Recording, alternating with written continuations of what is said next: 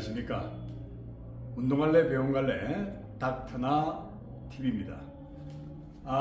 첫 방송을 송출을 하고 또 이제 두 번째 여러분들과 이제 만나 뵙습니다. 저번에 약속했던 것처럼 이번에는 고혈압에 대해서 또 고혈압을 치료할 수 있는 운동 방법에 대해서 여러분들에게 정보를 제공을 해드리고 같이 할 수 있는 방법을 공유를 하도록 하겠습니다. 자, 여러분들 고혈압이라는 것은 여러분들 잘 알다시피 수축혈압이 160 이상 또 이완기 혈압이 100 이상이 되면 우리가 고혈압으로 진단은 떨어집니다.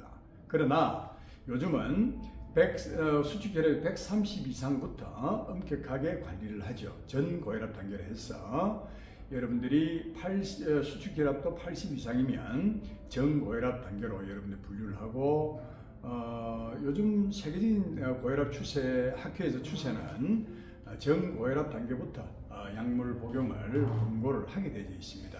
그래서 한번 시작한 여러분들 약물이 앞으로 향후 30년, 40년씩 여러분들 죽을 때까지 복용을 해야 되는 것이 고혈압 약이 되겠습니다. 이 고혈압약을 잘 먹는다고 해서 절대 고혈압이 치료가 되지 않는다는 것은 여러분들 아실 겁니다. 의사들이 병원 가면 항상 평생 먹어야 되는 약입니다 라고 여러분들 많이 들었을 겁니다. 그래서 약을 평생 복용을 한다는 것은 치료약이 아니라는 것이죠. 우리가 치료약이라 그러면 뭐 일주일 먹든 한 달 먹든 1년을 먹더라도 언젠가는 약을 끊을 수 있어야 그게 치료약인데 평생 먹으라는 것은 치료약이 아니라는 그 이야기죠. 그래서 여러분들 오늘부터는 고혈압약은 치료약이 아니다 라는 것을 여러분들 명심하시기 바랍니다. 그럼 뭐냐? 컨트롤하는 약이라는 거죠. 그래서 여러분들은 고혈압약을 먹으면 혈압이 잘 유지가 되고 또 어떻게 하다 보면 잊어버리고 약을 안 먹게 되면 리바운드 현상이라 해서 훨씬 더 고혈압이 더 빨리 또 심하게 고혈압으로 바뀌죠. 그게 오히려 그래서 약을 복용하다가 복용을 안 하게 되면 굉장히 위험 요소가 많게 되는 것이 고혈압약이 됩니다. 그러다가 또 어떻게 여러분들 나이가 많으신 분들은 오늘 아침에 고혈압을 먹었는지 안 먹었는지 잘 모르고 또 한 번 더 복용하는 경우도 생기겠죠. 그걸 깜빡깜빡하는 경우 가끔 있지 않습니까? 그런 경우에는 약을 여러분들 고혈압약 2번 복용을 했다. 그러면 어떻게 되겠습니까? 오히려 저혈압에 빠질 위험도 상당히 생기겠죠. 그래서 약을 먹는 것도 굉장히 조심스러운 것이 고혈압약입니다. 2번 먹을 수도 있고 안 먹을 수도 있고 그러다 보니까 여러분들 그 약을 복용하는 순간 이러한 위험을 항상 갖고 있다고 보시면 되겠습니다. 그래서 약을 끊을 수 있는 방법 오늘부터 배워보기로 하겠습니다. 자, 그러면 우리가 고혈압은 생기는 원인은 결국은 압이 높아지는 원인을 우리가 찾아내야 되는데 결국 여러분들 혈관에 우리 직경이 좁아지면서 압이 높아지는 거죠. 그래서 우리가 나이가 점점 들어가면서 우리 집으로 치면 배관이 녹이 쓰는 거하고 똑같이 보면 됩니다. 집의 인테리어를 굉장히 잘하고 외관을 잘 만들었다 하더라도 배관이 빨리 녹이 쓰는 그런 컨디션이면 이 배관이 녹이 쓰면 어찌 되죠? 여러분들 화장실에 배관이 터진다든지 또 수돗물이 안 나온다든지 하면 얼마나 집이 엉망이 되고 악취로 냄새로 진동이 굉장히 고통스럽겠죠. 집에 악취가 나겠죠, 그죠? 그래서 우리가 건축물의 배관과 똑같은 것이 인체의 혈관이라는 거죠. 혈관의 길이는 여러분들 정맥혈관, 모세혈관 다 합치면 약 한 12만 킬로가 된다고 합니다. 거의 지구를 3바퀴 감는 길이 엄청나죠. 이 혈관을 여러분들 깨끗하게 유지하는 것이 여러분들 건강 100세 살아가는데 가장 기본적인 요소가 될 것입니다. 배관이 깨끗하지 않고는 아무리 인테리어를 잘하고 외관을 잘해도 그 건물은 못 씁니다. 마찬가지입니다. 인체가 건강하려면 혈관이 깨끗해야 여러분들 혈관이 깨끗해야 우리 내장기관이나 중요기관에 영양분과 신선한 산소를 공급을 해주지 않겠습니까?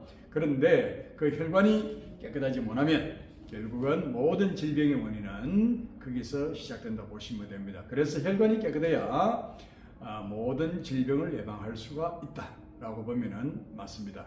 그리고 그 고혈압이라는 것은 그 혈관에 문제가 생겨서 압이 높아지면서 나중에는 압이 높아지면 어찌 됩니까? 우리가 혈관이 딱딱해지고 경색이 되면서 막히기도 하고 또 때에 따라서는 터지기도 하죠. 여러분들 굉장히 위험한 병, 뇌출혈 같은 거 생각 한번 해보십시오.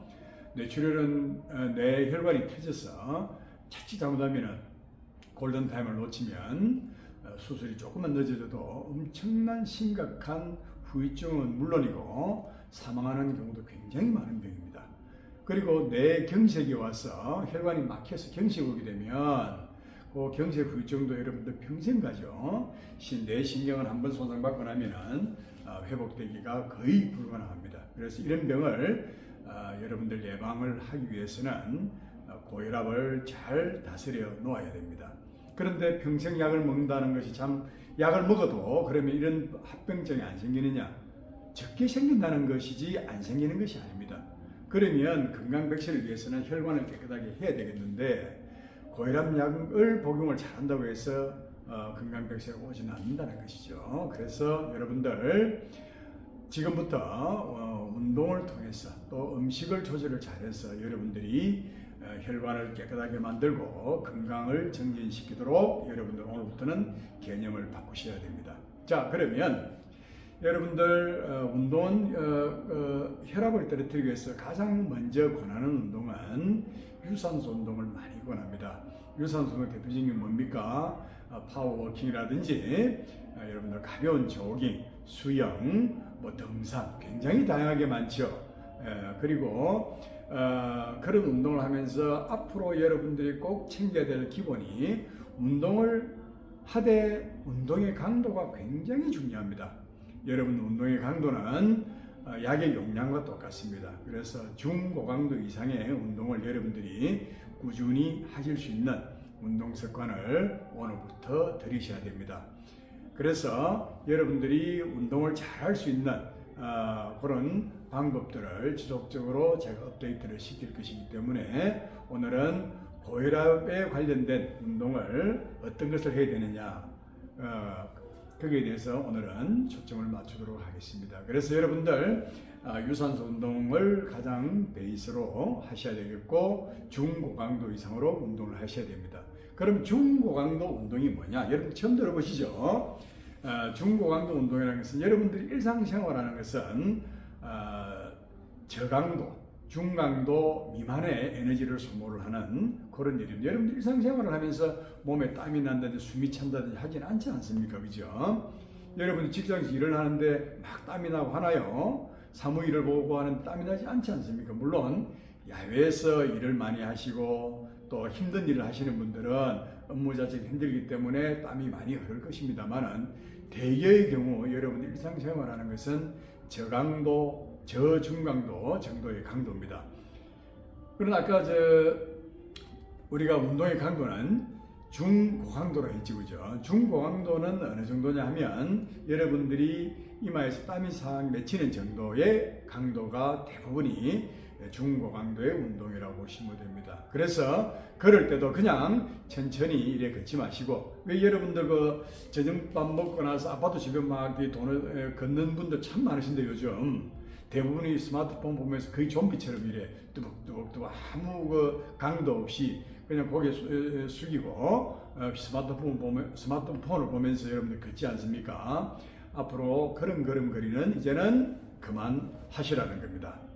어떻게 걸어야 되느냐? 여러분들 보행에 대해서 한번 다음 시간에 제가 설명드릴 텐데요. 오늘은 여러분들이 중고강도의 강도로 보행을 하시라 하는 것을 여러분들 말씀을 드리고, 다음 시간에는 보행에 대해서 한번 다시 제가 팁을 올려드리도록 하겠습니다. 운동은 습관입니다. 습관만 잘 들이면 누구나 할 수 있는 것이기 때문에 오늘부터 여러분들 운동 습관 들이는데 신경 쓰시고 습관만 되면 일상의 루틴이 되는 것이 운동입니다. 자, 루틴이 될 수 있도록 여러분들 같이 저하고 꾸준히 운동합시다. 감사합니다.